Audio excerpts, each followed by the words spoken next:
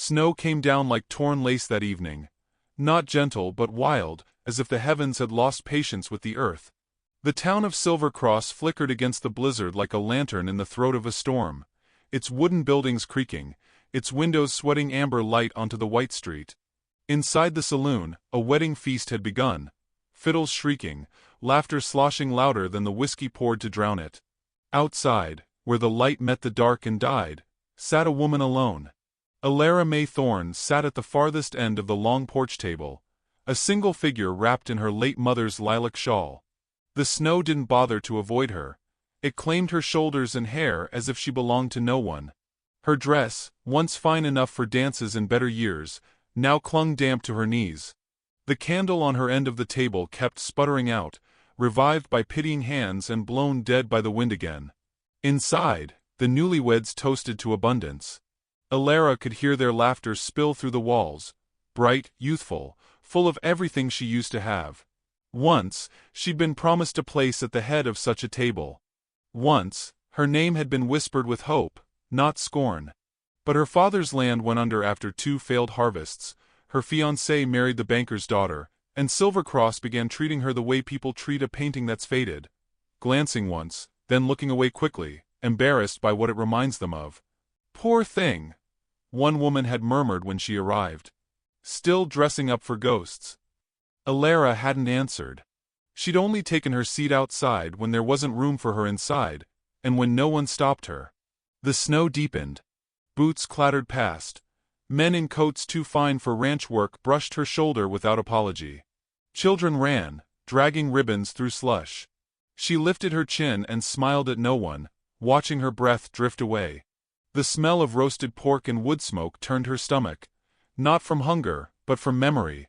There had been a time when her mother's kitchen smelled the same, before sickness took her and silence took everything else. The lantern nearest her cracked in the wind, flame bending low like a tired spirit. Through the swirl of snow, the road blurred, and yet, a shadow began to take shape there, slow and deliberate. She thought at first it was one of the guests, maybe some farmhand seeking to slip away from the party's noise for a smoke. But the shape was broader, heavier, a presence more than a person. When he came into view, the storm seemed to pause around him. He was tall, the kind of tall that made others straighten their backs without knowing why. His long black hair, damp with snow, framed a face carved with quiet patience and older pain. Around his shoulders hung a heavy fur coat, dark as riverstone, and beneath it she caught a glimpse of beaded leather and the unmistakable bearing of a man who lived between worlds. Apache. Alara froze. She'd seen him once before in town. Talon Greyhawk, they called him, though few dared to say it to his face. A tracker, a scout for the cavalry once, until he vanished north after the fighting ended. Some said he'd killed men in both languages. Others said he carried no weapon at all, that his silence was enough. Now, that silence settled between them like snow. He stood for a moment at the edge of the porch, scanning the revelry, the laughter, the dancing, the oblivious cruelty of celebration. Then his gaze fell on her. Not with pity. Not even curiosity. Just stillness, as if confirming she was real.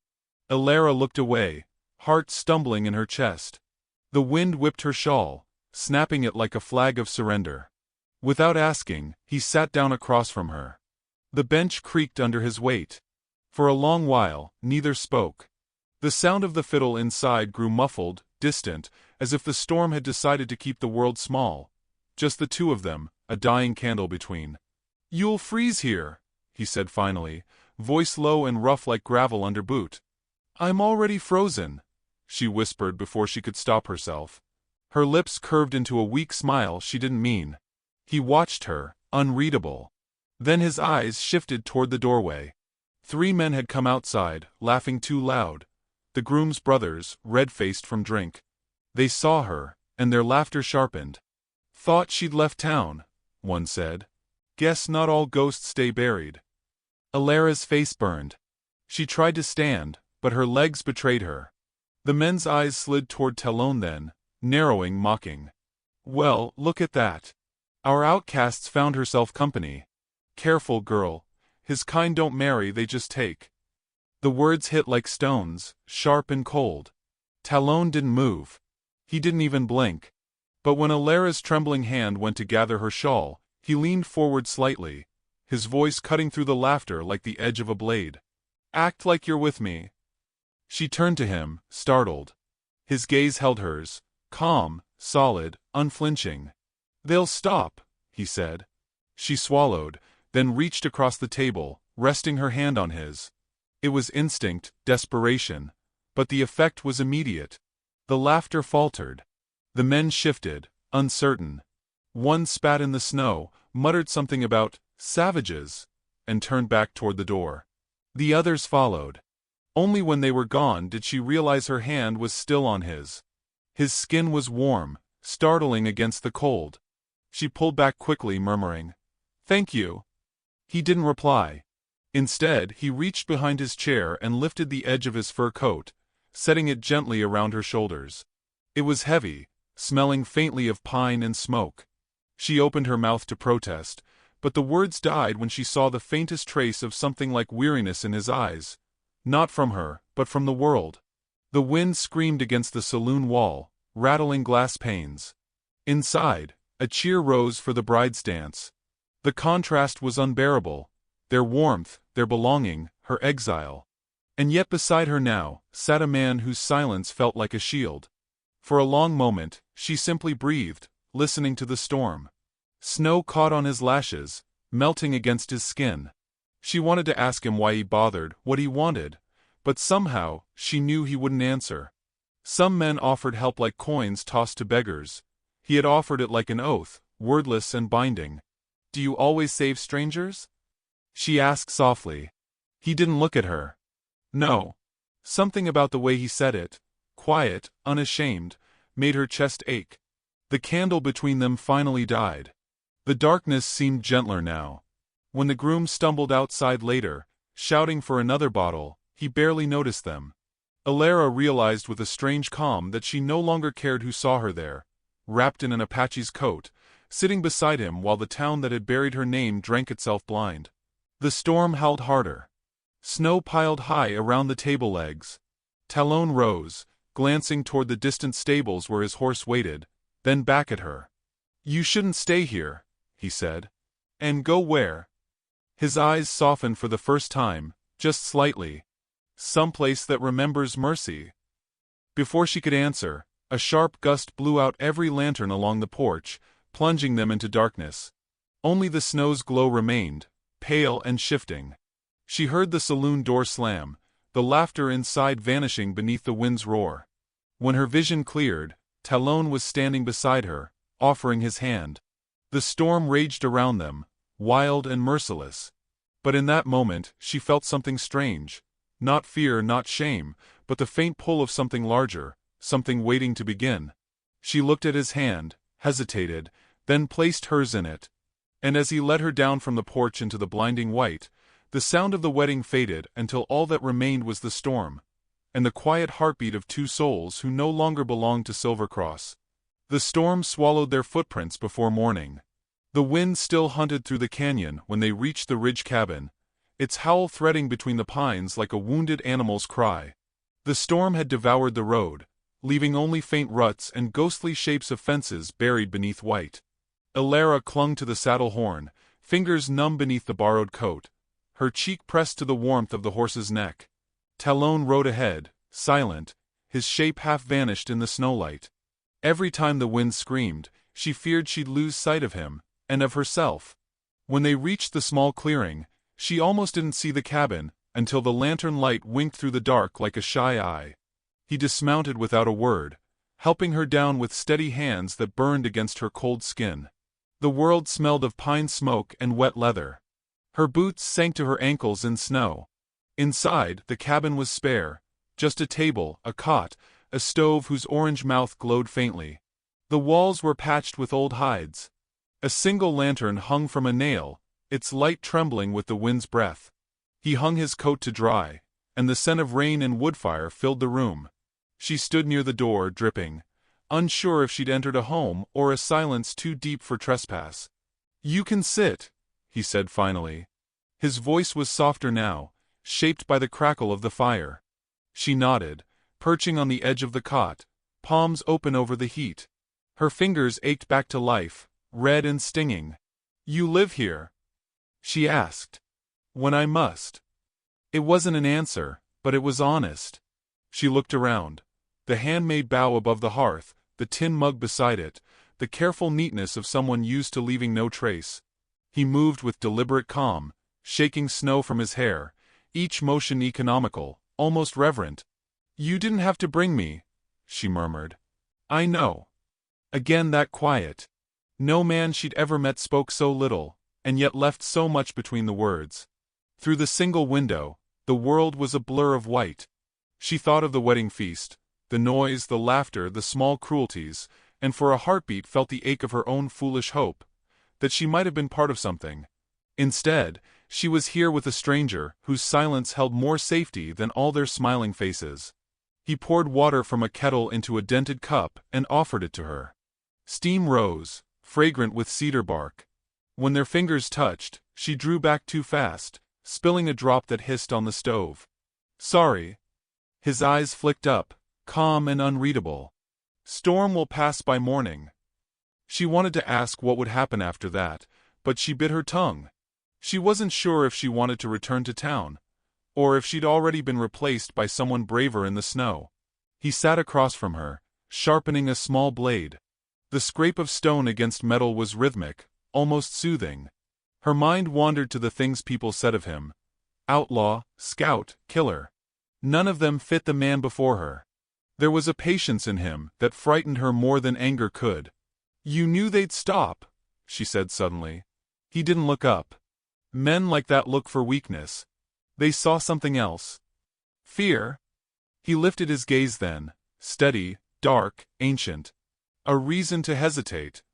The words lingered. She studied him in the flicker of the lantern. The faint scar under his jaw, the quiet weariness in the set of his shoulders. There was strength there, but not the kind that needed to prove itself. She smiled faintly. "You make even silence sound like wisdom." "Silence is safer." "Not always." She glanced at her hands. "Sometimes it makes the wrong people think you agree." A small pause. He set the knife down. "And what do you think I agree with?" "That they're right about you." Her voice trembled. "About us, tonight." He leaned forward slightly. "You care what they say?" "Yes," she whispered. Then, after a breath, "No. I don't know anymore." Something softened in his eyes, the faintest thaw. "You don't owe them your shame." The words hit her harder than she expected. She turned toward the window, blinking fast. Outside, snowflakes drifted slower now, fat and glittering like ashes. He stood and threw another log into the fire.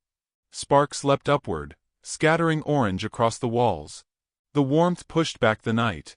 For a moment, it felt like the whole world had shrunk to that flicker between them. He reached for the lantern, turning down its flame. "Sleep. You'll need strength." She hesitated. "And you?"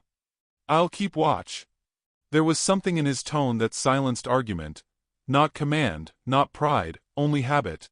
The habit of a man who'd spent too long expecting the world to break in on his rest. She lay down, pulling the coat tighter around her. The scent of him, smoke, leather, pine, folded into her dreams.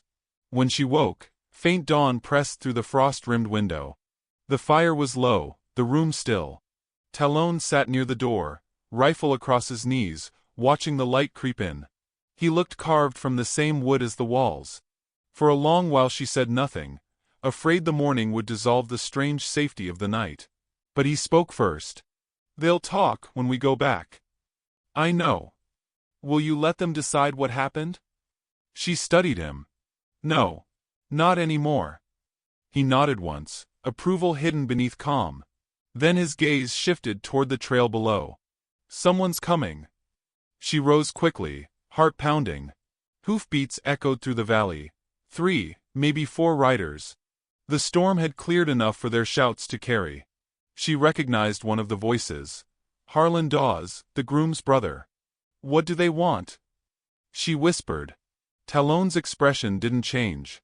"To remind the world I don't belong." The riders emerged through the thinning snow, laughter jagged as ice. One called up, "Come on out, half-breed. Sheriff says you're harboring a lady." Alara stepped toward the window.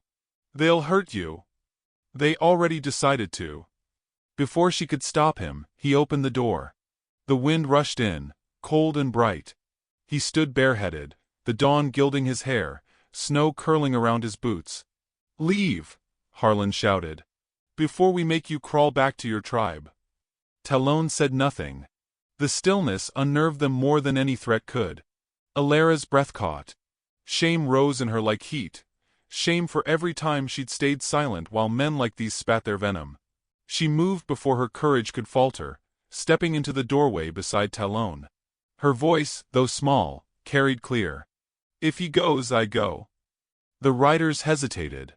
For the first time, uncertainty crossed their faces. Harlan spat into the snow, muttered something about fools, and jerked his reins. One by one, they turned back toward town. The silence afterward was vast. Talon looked at her, eyes unreadable. "You shouldn't have done that." "I had to." She managed a shaky smile. "Someone has to remember mercy." For the first time, his mouth almost curved. "Then remember it well." The sun broke through, scattering the storm into shards of light. The snow around them glittered like glass. Somewhere in that brightness, something had shifted, fragile, unspoken, undeniable. She turned toward the fire, heart hammering, realizing she was no longer afraid of being seen. Outside, the wind carried the sound of distant hoofbeats fading. But she knew they'd return. Dusk fell like a sigh over the valley, pale gold bleeding into the smoke blue of evening. The storm had wandered off toward the distant plains, leaving behind a silence so pure it hummed. Snow gleamed on the pines, their branches bowed under weight and light. From the cabin's chimney, a thin plume of smoke climbed straight into the quiet sky. Inside, the world was smaller and softer. The fire pulsed low, casting honey-colored light that trembled across the walls and caught in the curve of Alara's cheek. She moved carefully, bare hands tending the pot of stew that simmered atop the stove. Her fingers, still red from cold, stirred slowly as if each motion might calm her racing thoughts. The air smelled of venison, cedar smoke, and something almost human again, safety. Talon sat at the table, head bowed, binding a strip of cloth around his palm. Blood darkened the fabric where a blade had nicked him earlier while cutting wood. The wound was shallow, but the care he took in wrapping it was deliberate, almost ceremonial. "You're bleeding again," she said quietly. He looked up. "Not much." She crossed the small room, kneeling beside him. "Let me." He hesitated, then surrendered the hand. His skin was rough as old bark beneath her touch. She unwound the cloth, cleaned the cut with the corner of her shawl dipped in warm water. He didn't flinch, but she could feel the slow tremor of his pulse. "You fought for people who never thanked you," she murmured, eyes on his hand. "And they still call you savage." His voice came low. "You fought for them too. You just called it living." She smiled faintly, not looking up. "You make truth sound like mercy." "It's the same thing sometimes." When she finished, she tied the bandage neatly, her fingers lingering for a breath longer than they should have. Then she pulled back, startled by the warmth rising to her face. The fire's light wavered, reflecting in his eyes like two pieces of amber. Outside, the world darkened to indigo. The sound of dripping snow from the roof filled the silence between them. "You could go back tomorrow," he said after a moment. "They'll have calmed." "Calmed?" She laughed softly. "They'll tell a new story before breakfast. A prettier lie this time." His gaze lingered on her. "Then why care?" She turned toward the window, watching the snow glow under moonlight. "Because I used to be one of them. I remember what it's like, to believe you're good because everyone around you says so. And now I know goodness is quieter." He leaned back, considering that. The fire cracked, a small ember spiraling into the air like a fleeting soul. He rose, pulling his coat from the peg, and went to the door. The cold pressed in as he opened it, wind brushing his hair across his face. "I'll bring more wood." Before she could answer, he was gone. Alara stood there for a long time, staring at the door's outline in the lantern glow. The warmth of the cabin seemed to dim with his absence. She turned back to the fire, ladling stew into 2 tin bowls. Her hands trembled, not from fear now, but from something harder to name. When he returned, the night had deepened. Snow dusted his shoulders. His breath came in clouds. He set down the wood and removed his gloves. She offered him the bowl, their fingers brushing once again. Small contact that rippled too far. They ate in near silence, the kind shared by people who have run out of walls to hide behind. Each clink of spoon against metal felt almost sacred. When she finished, she set her bowl aside, resting her hands on her lap. "I used to think loneliness was punishment," she said quietly. "But it feels more like the world waiting for you to stop pretending." Talon didn't answer immediately. Then in that low, steady voice he said, "My people used to believe the same. We said the spirits sent storms not to kill, but to see who still stood when they passed." Her eyes softened. "And you stood." "I kept walking." A faint smile crossed her lips. "That counts." The fire popped sharply, a small burst of light illuminating their faces. For an instant, it looked as though they were carved from the same flame. He set his bowl down, folded his hands loosely, and watched her. "You carry sorrow like it's something earned." "Maybe it is." "Then let it rest for a while." She blinked back sudden tears she hadn't expected. He looked away politely, as though granting her the dignity of invisibility. The kindness in that silence nearly broke her. She moved closer to the hearth, sitting on the floor beside it. The warmth touched her skin like memory. Her mother's voice, long buried, rose faintly in her mind, singing lullabies that smelled of bread and lilac soap. The sound of the fire wove through that remembrance, until it felt like the world itself was breathing softly. Talon watched her from his chair, expression unreadable. "You miss her," he said, more statement than question. "Every day." He nodded once. "Grief is another word for love that has nowhere left to go." She turned to him, startled by the precision of it. "You speak like a poet." "No. Just someone who's buried too much." They sat in that fragile peace, time slowing to the rhythm of the fire. The storm outside had stopped entirely. Only the occasional groan of the timbers reminded them of the cold beyond the walls. After a while, he rose and knelt by the stove to bank the coals. The movement brought him close enough that she could see the scar on his collarbone, pale against his skin. She reached out before she could stop herself. "What happened?" He paused, straightened slowly.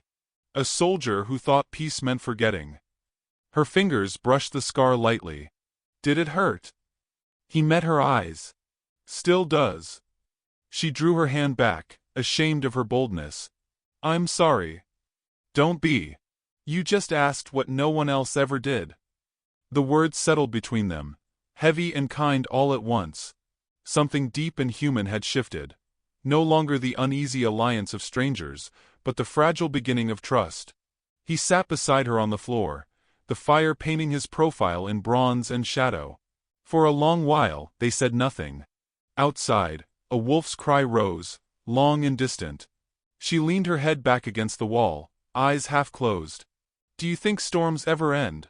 she asked softly. "Or do we just learn to live inside them?" He looked into the fire. "Maybe both.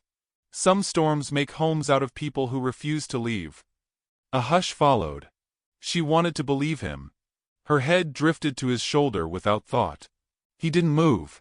The weight of her, the trust of it, seemed to still even the flames. His hand hovered for a breath before settling gently over hers, rough palm against fragile fingers. Neither spoke. Words would have ruined it. After a time she whispered, "If I stay, they'll say things." "They already do." Her laugh was small, half-sob. "You don't scare easy. Fear's just another kind of wind. You walk through it, or it walks through you." She lifted her head then, meeting his gaze. The light between them was soft, flickering. For the first time, she didn't see the man the town feared. She saw someone just as lost, just as tired, just as human. Outside, the snow began again, gentle this time, quiet as breath. He stood, adjusting his coat. "You should sleep." And you? I'll listen to the fire. It speaks clearer than most men. She smiled faintly, lying back on the cot. The firelight reached her face in waves, as if the flames themselves were memorizing it. Her eyes drifted shut, and the last thing she heard was his voice, soft and almost prayerful. When morning comes, the world will look different. Just remember which parts were worth keeping. She meant to ask what he meant, but sleep took her before she could speak. Outside, unseen beyond the cabin's window, the faint gleam of torchlight flickered through the trees, moving slowly, deliberately, toward them. Morning came silver and slow, the kind of light that felt like mercy after too much night. The storm had gentled to a hush. Frost webbed the windows, and the valley below shimmered beneath its new white shroud. Alara woke to the sound of Talon chopping wood outside, the dull rhythm carrying through the quiet. For a long moment, she lay still, watching her breath bloom against the pale air, letting the ache of peace settle into her bones. When she finally stepped outside, the cold bit softly at her cheeks. Talon stood by the woodpile, bareheaded, his dark hair heavy with snowmelt. The axe swung with calm precision, each motion clean, exact, like the man himself. The scent of pine sap lingered in the air. She watched a moment before speaking. "You work as if the world isn't still deciding whether to forgive us," she said. He didn't stop. "The world's never sure of anything. It just keeps turning." She smiled faintly. "Then maybe that's forgiveness." He set the axe aside, brushing snow from his hands. "The town won't see it that way. They never do." A pause hung between them, familiar now, weighted but not cruel. She walked to the edge of the ridge where the land fell away into mist and distance. Down below, faint shapes moved along the trail. "Riders. 4 of them. They're coming again," she whispered. Talon stepped beside her, his gaze narrowing. "Dawes brothers," he said quietly. "And the sheriff." She turned to him, heart quickening. "What will you do?" "What I must." "No," she said. "What we must."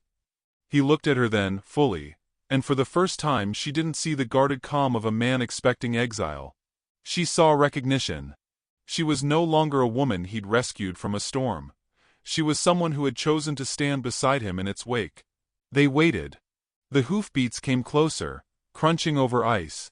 Snow flurried around the riders as they reined in before the cabin. The sheriff's voice was firm but uneasy. "Talon Greyhawk," he called. "We need to talk." Talon stepped forward. "Then speak." The sheriff glanced at Alara, guilt shadowing his features. "You've caused talk, son. The girl's name's all over town. They think she's been taken against her will." Alara stepped forward before Talon could answer. "And what do they think I'm doing now, Sheriff? Speaking against my will too?" The sheriff looked away. "It's not safe for you here, Miss Thorne. You should come back with us." She shook her head slowly. "Safe?" Her voice cracked with quiet fire. "Where every man feels he can name what I am. Where a woman's worth melts like snow in a man's glass. No, Sheriff. I've had my fill of safe." The Dawes brothers muttered behind him. One spat into the snow. "You'll regret this foolishness, girl. You'll freeze with him before spring." Talon's eyes darkened. "Leave." The younger Dawes sneered. "You don't give orders here, half-breed." He swung a hand toward his rifle, but never finished the motion. In a heartbeat, Talon closed the distance, catching his wrist midair, twisting until the man gasped. The world seemed to narrow to the sound of snow falling and bones creaking. "Enough!" the sheriff barked. "Talon, don't make this worse." Alara moved between them, her breath a small storm. "You came here to humiliate him," she said. "To parade your fear as righteousness. You got what you came for. Now leave before your shame grows colder than this snow."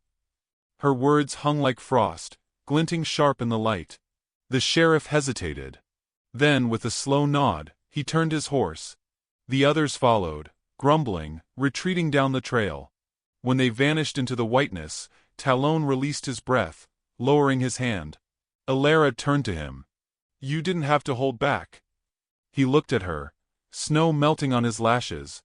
"Yes, I did. I've fought enough ghosts. Don't want you haunted by them too. Something in her chest broke open. Some small, aching place that had long forgotten how to be seen. She stepped closer, reaching for his hand. Then what now? We live, he said simply. Until they learn how to. The words were plain, but the weight of them filled the air like a vow. By midday, the sun burned weakly through thin clouds, turning the snow to silver. They packed what little they owned, blankets, bread, the rifle, and began walking toward town. Not to bow or beg, but to be seen. Silver Cross shimmered in the distance, quiet under its white rooflines.